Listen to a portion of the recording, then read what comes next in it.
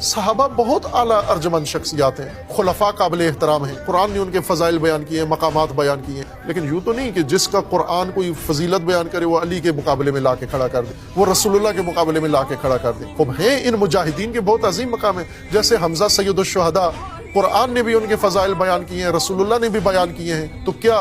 قرآن اور رسول اللہ جس کے فضائل بیان کریں وہ مولا علی کے مقابلے میں کھڑا کر دیں گے؟ ان کو آپ رسول اللہ کے مقابلے میں کھڑا کر دیں گے لا کر؟ نہ، ہرگز نہیں ہے، امیر المومنین کے برابر کا کوئی بھی نہیں۔ اب ایک بات پاکستان کے اندر فرقہ واریت کی شکل اختیار کر کے یہ افضلیت کی بات کہ خلفاء میں سے خلیفہ اول خلیفہ دوم افضل ہیں یا امیر المومنین افضل ہیں اور بدمزگیاں اس میں زیادہ ہو رہی ہیں، یہ بات سنی بات ہے، اہل شیعہ کی نہیں ہے یہ بات۔ شیعہ کبھی بھی امیر المومنین کی افضلیت کی بات نہیں کرتے، چونکہ شیعہ امیر المومنین کو کسی سے موازنہ نہیں کرتے اور کوئی ہے بھی نہیں جس کے ساتھ موازنہ کر سکے۔ شیعہ کے ہاں امیر المومنین قابل قیاس نہیں ہے کسی کے ساتھ